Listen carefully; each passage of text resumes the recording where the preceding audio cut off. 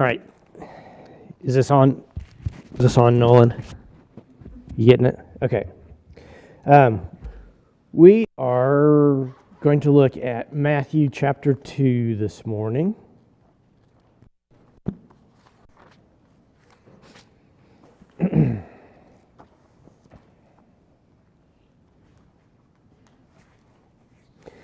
This Sunday school was supposed to have been last week, and it was going to be the end of our Christmas Sunday school material, and we were going to talk about the Magi and the three wise men.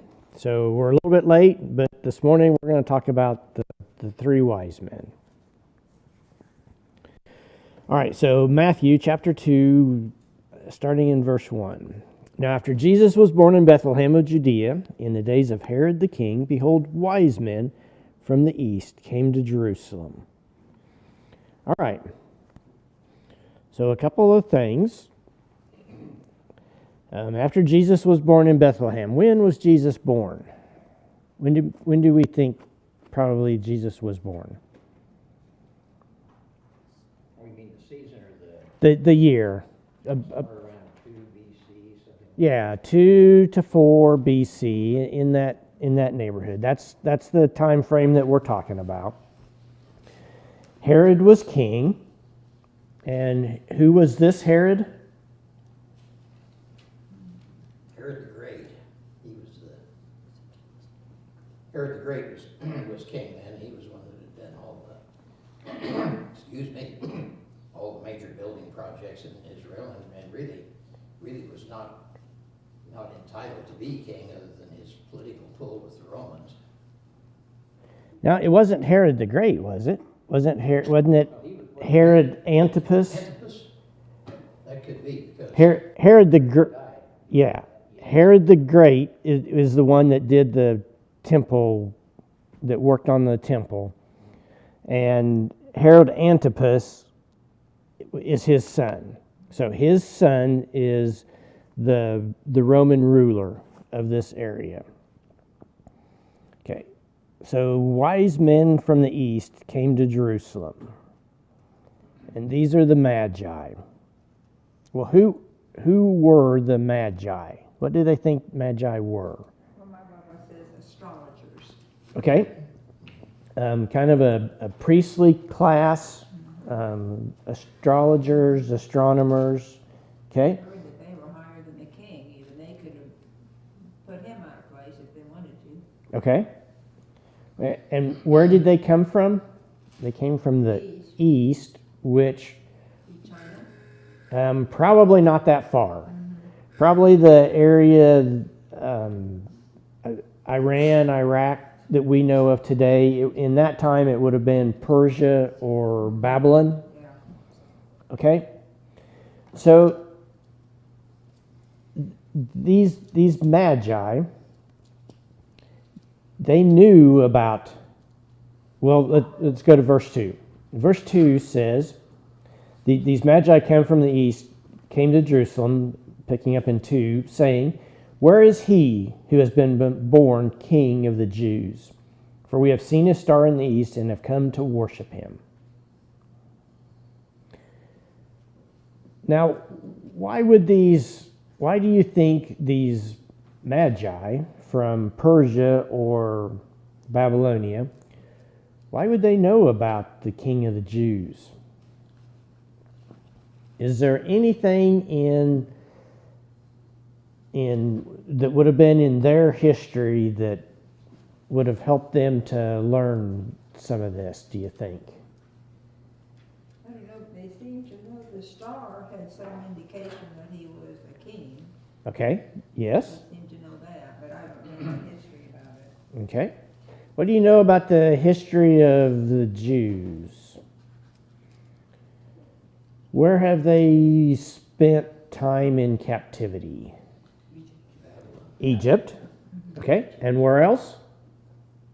We've been in Assyria. Assyria. And who was taken captive to Assyria? Does anybody remember? To Assyria? Assyria. Would that have been It was northern Israel. okay? The northern kingdom was taken to Assyria. And then what happened to Assyria? It was destroyed by Babylon. Okay, Assyria was overrun by Babylon. Okay. And then what did the Babylonians do with the southern kingdom? They took it, but took most of the valuable people captive to Babylon. Okay. So there were a lot of Jewish people that were captured and went to Babylon. Can you name? And they were Daniel and Meshach, Shadrach, and Abednego went. Yep, that's where Daniel went. And what did Daniel do when he was in Babylonia? His window open wide so everybody could see him. He prayed 3 times a day. Okay. But was he a lowly servant?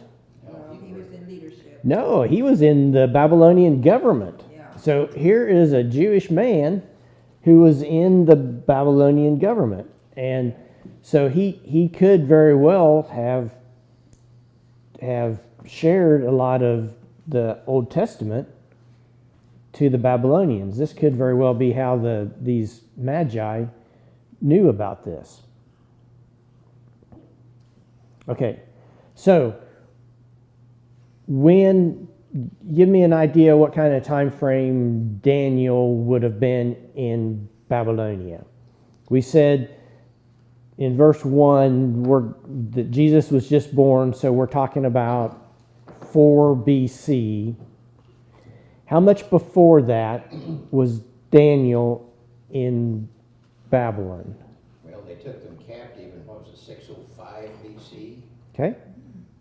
He So was probably a young kid, a young guy, probably a teenager possibly, and he was taken captive.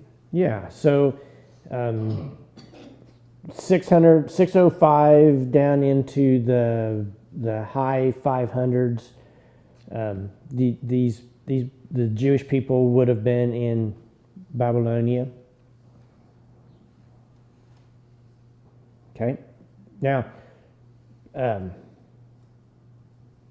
we'll continue this history just a little further. What happened to the Babylonian Empire?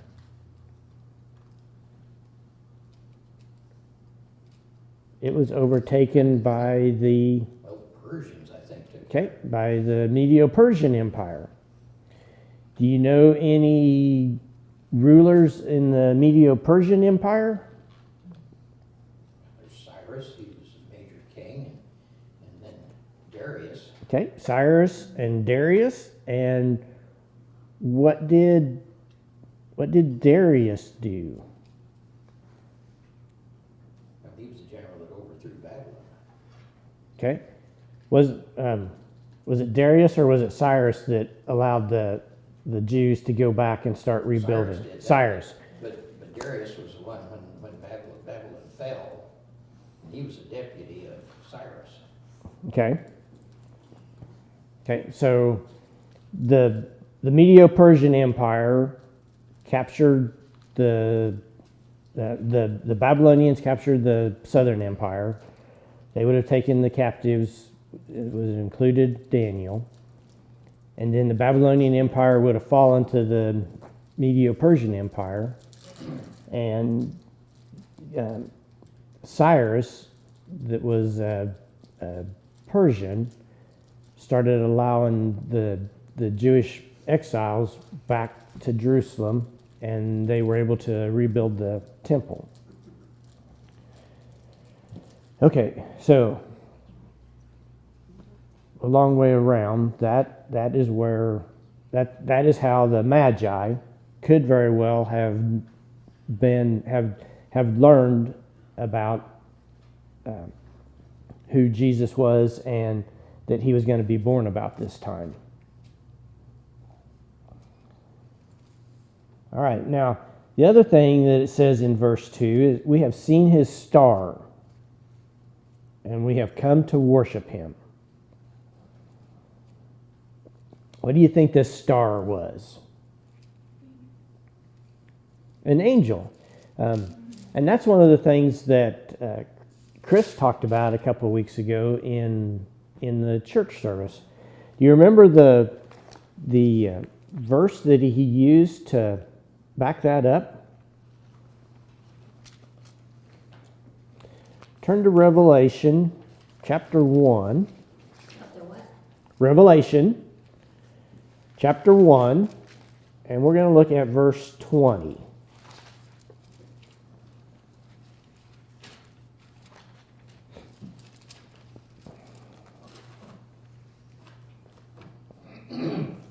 Okay, so John is on the island of Patmos, and he's starting to see a vision. And when we pick up in verse 20, this is going to be Jesus talking to John. And he says, "The mystery of the 7 stars, which you saw in my right hand, and the 7 golden lampstands. The 7 stars are the angels of the 7 churches. And the 7 lampstands which you saw are the 7 churches." So here Jesus is saying that a star that you see could actually be an angel. Okay? So it could very well be that this angel, that the star that these wise men see and are leading him is actually an angel. They have come to worship him. What do you think worship would have involved? How would that have looked in this time? Bow down, for one thing. They would bow down, and what would that be? Why would they want to bow down? To show honor. To show honor because they recognize him as king. Okay. Anything else? They brought a lot of gifts. They brought gifts. That was their idea of sacrifice. Okay. Was the gift, was the gift, or were the gifts that they Okay. brought. Now, think for a minute. These magi, were they Jews or were they Gentiles? Gentile. They were Gentiles. Yet they recognized who Jesus was, didn't they? So, all right. Now, verse 3. When Herod the king heard this, he was troubled, and all Jerusalem with him. All right, now we're going to go into some more history. Why would King Herod have been troubled? Why would Jerusalem have been troubled? The king didn't like the fact that his power could have been taken away. Okay. I think he also knew these magi could put him out of office if they wanted to. Okay. All right.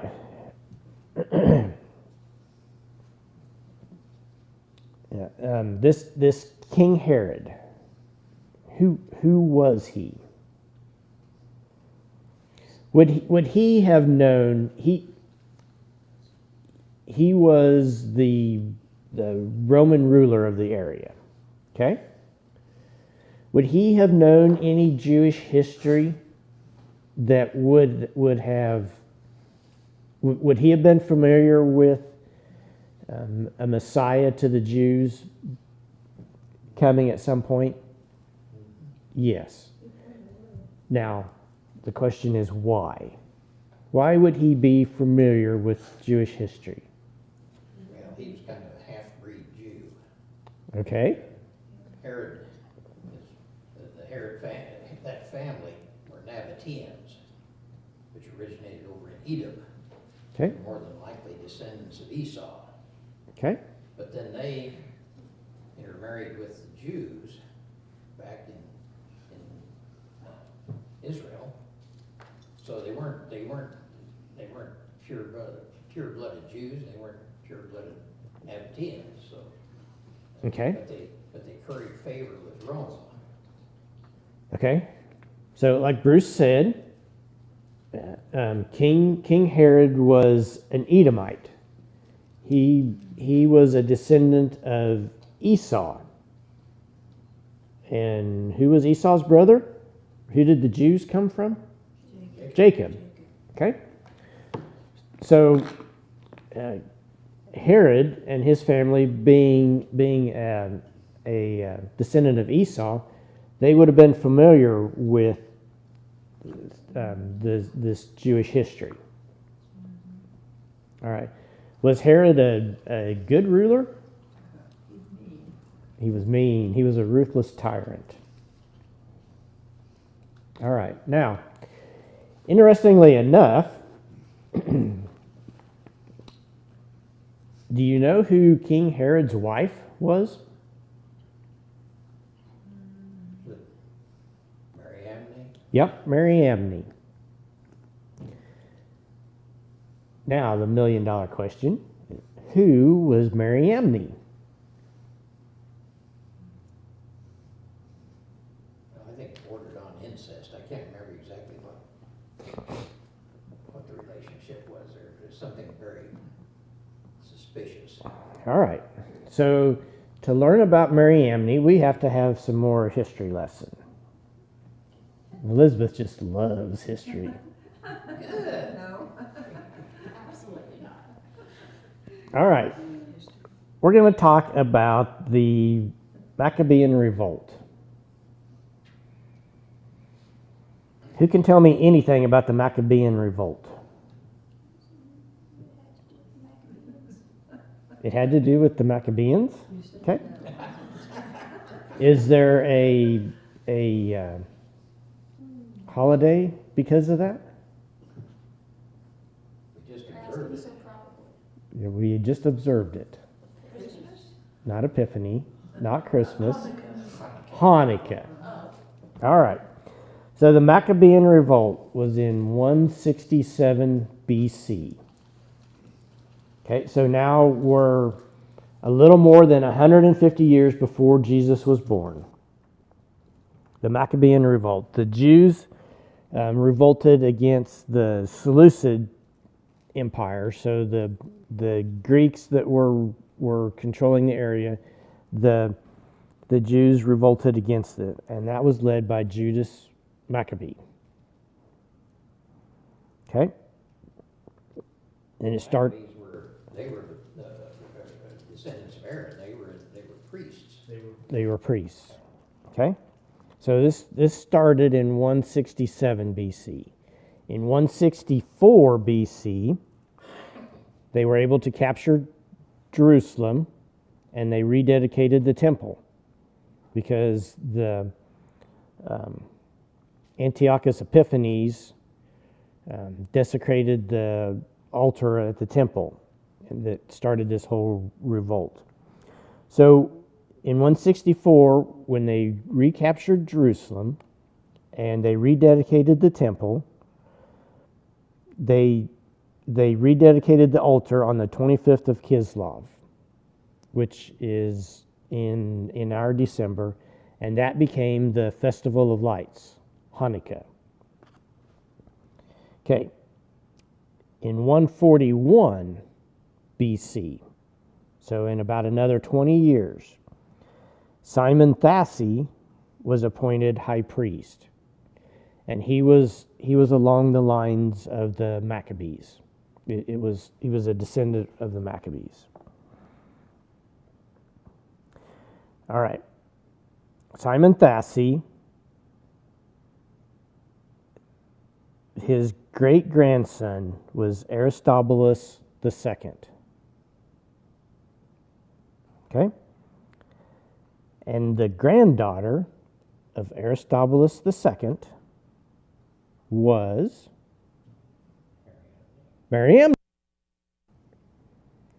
All right, so Herod, this Herod that's in the Bible, that was king of the area when Jesus was born, was married to a descendant of the Maccabees. That just blows your mind, doesn't it? So is she blood relation to him? I don't know if there was. Well, I'm not positive about what I said about them being related, but that's only his claim to to having anything to do with the Jews. It was through her. Yeah. Unless, I think, well, maybe not. Maybe he was part Jew himself. I can't remember. I'm pretty foggy. Well, he and a descendant of Esau, so an Edomite, but I don't think otherwise. Well, maybe his mother. There might have been some Jewish lines from on the mother's side, but all right. So anyway, there's your history lesson for today. I failed it. All right, now. So this is why Herod and Jerusalem would have been troubled, because they had an understanding of Old Testament prophecies, and they knew that a Messiah, a ruler, was going to be coming to the Jews.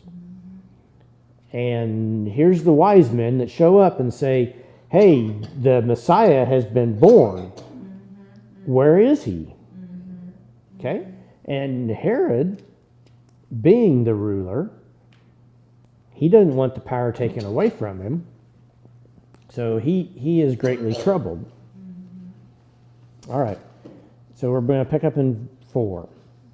And when he had gathered all the chief priests and scribes of the people together, he inquired of them where the Christ was to be born. Okay, and they tell him, because they know the prophecies. So they said to him, in Bethlehem of Judea, for thus it is written by the prophet. And they quote Micah 5:2. So let's turn back to Micah.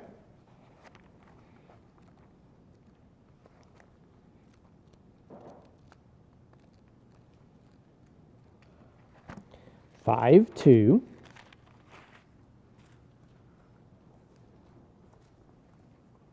And see what the prophet Micah had to say.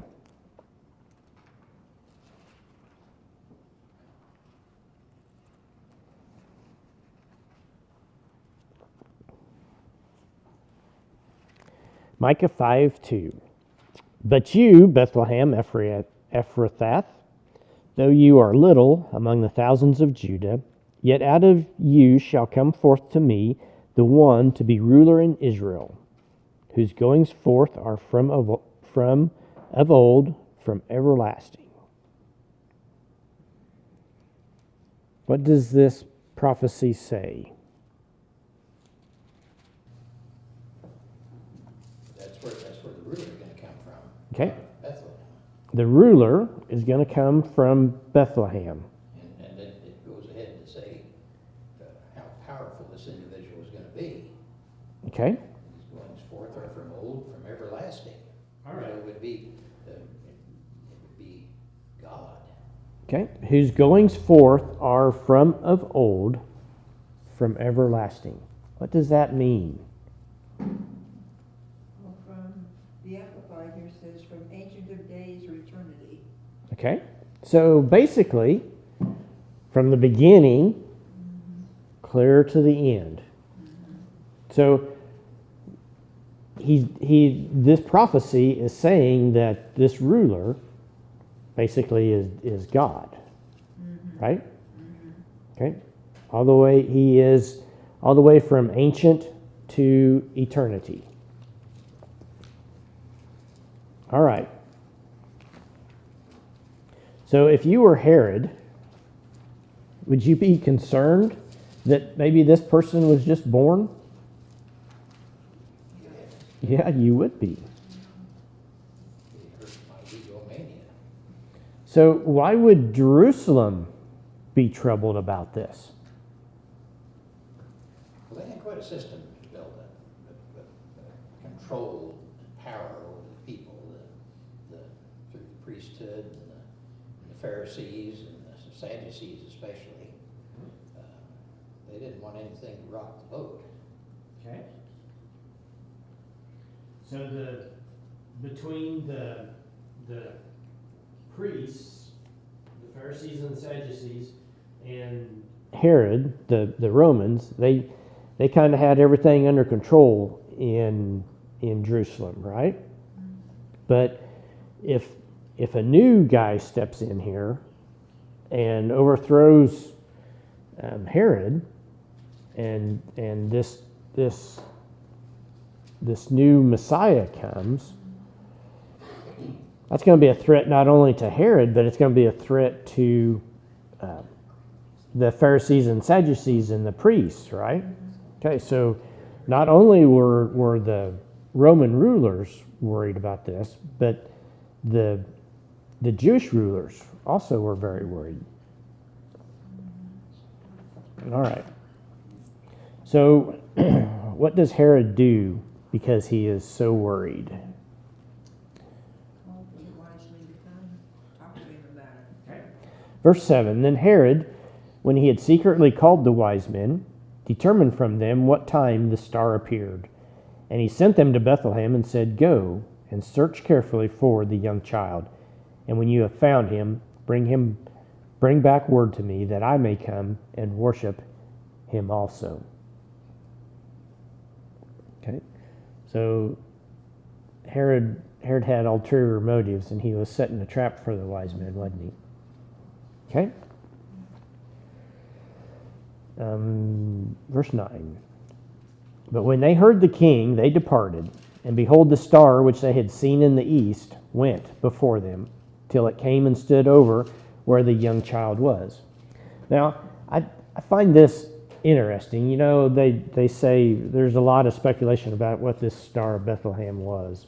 And they talk about a conjecture of 3 different planets that have come together and make a bright star. But when you read this, it sounds to me like that star is moving, isn't it? And it's showing them right where to go.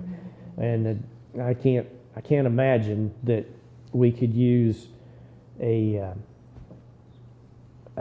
big star in the sky to direct us to a specific house with that's anywhere near.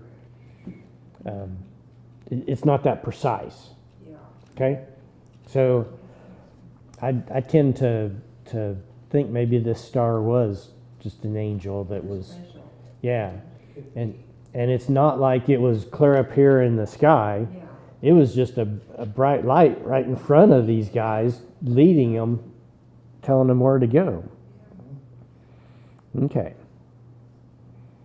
And when they saw the star, when the Magi saw the star, they rejoiced with exceeding great joy. And when they had come into the house, they saw the young child with Mary, his mother, and fell down and worshipped him. Okay. So, Mary and Joseph and the baby weren't in a manger anymore. It was the period of some time had transpired between when he was born and now, maybe upwards of a couple years. Mary and Joseph were in a house in Bethlehem, and these wise men, we don't know how many there were, maybe 3, maybe more, but if there were 3 wise men, there was probably a whole entourage of people with them. So there would have been quite an entourage that would have come into Bethlehem. And they came in, and they fell down, and they worshipped him. And when they had opened their treasures, they presented him gifts, gold, frankincense, and myrrh. Okay, and we've talked about this a little bit. The gold, why would they have used gold? Symbol of royalty. Symbol of royalty. Why would they use frankincense?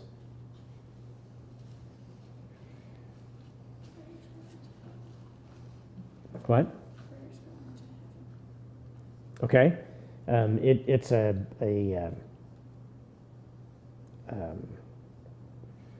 like a scent that was used in the altars, and as it burned, the priests talk about that smoke being the prayers that go to heaven. And myrrh, Okay, so that would be they would be looking ahead, wouldn't they? Yeah. All right. And in verse 12, then being divinely warned in a dream that they should not return to Herod, they departed for their own country another way. Well, going back to the gold, frankincense, and myrrh, I heard some teaching on this on television recently around Christmas. And they were saying that they presented so many gifts. I mean, it was wealthy Mhm. stuff. And they presented Mary and Joseph and them with so many gifts. And God ordained that because when the angel warned them to go back to get out of there and go back to, where was it they went? Egypt. Didn't they go back to Egypt? Was it when they left Yeah. Jerusalem? Yeah. He wouldn't have had a job. Joseph had to leave his job. They Mhm. would have had to have something to live on while they were in Egypt until the Spirit told him to go back to Jerusalem or to Nazareth. So they were provided for by all these gifts that the wise men brought because they brought so much. When their big entourage brought so much. So God provided for them that way while they were in Egypt, is what I've heard. Okay. All right. Just a couple other real quick thoughts. These wise men traveled thousands of miles to see the King of the Jews. That took a long time. When they finally found him, they responded with joy, worship, and gifts. This is so different from the approach that people often take today. We expect God to come looking for us, to explain himself, to prove who he is, and to give us gifts. But those who are wise still seek and worship Jesus today, not for what they can get out of it, but for who he is. Okay? And the other parting thought from verse 12, and then they being divinely warned in a dream. Now, who did we say these wise men were?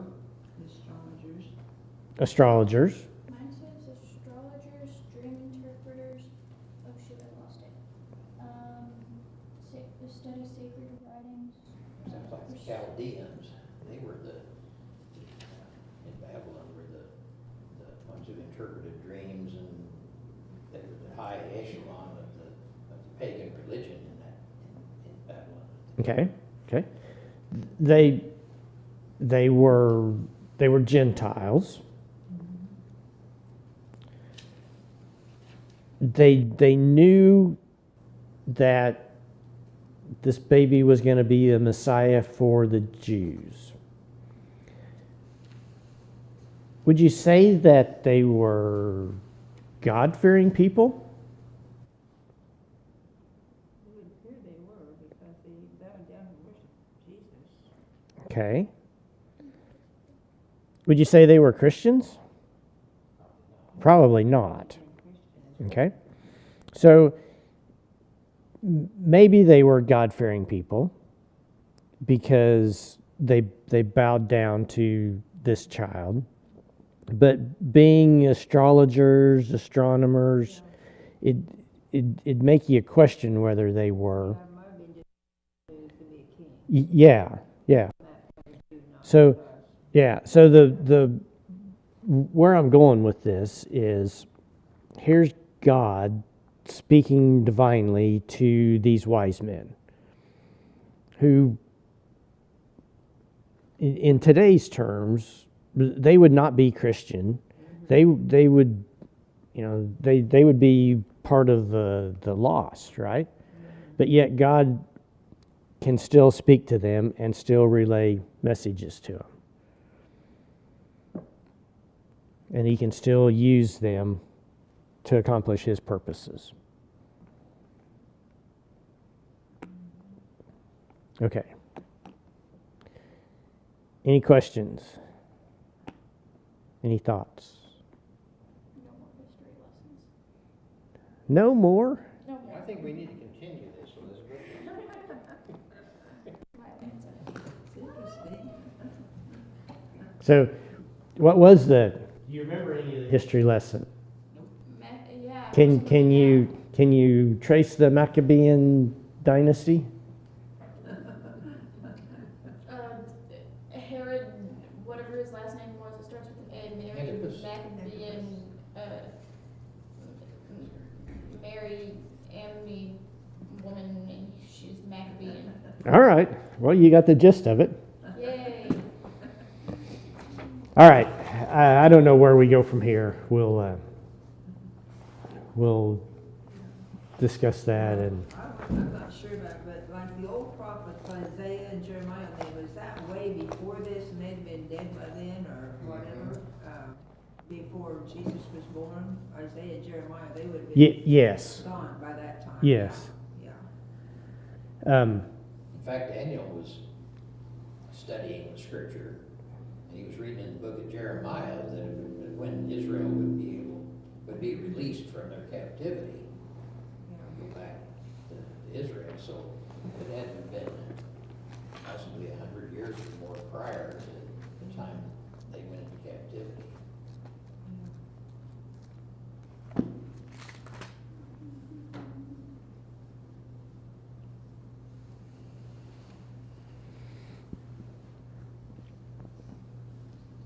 Jeremiah became a prophet in 627. So It wasn't too long before. just a little bit before Daniel's time. I should have known that because Jeremiah was alive at the time that the captivity took place, and he was kidnapped and taken to Egypt rather than to be taken to Babylon. Okay. And Isaiah, he would have been a prophet in the mid 700s. So he would have been quite a bit earlier.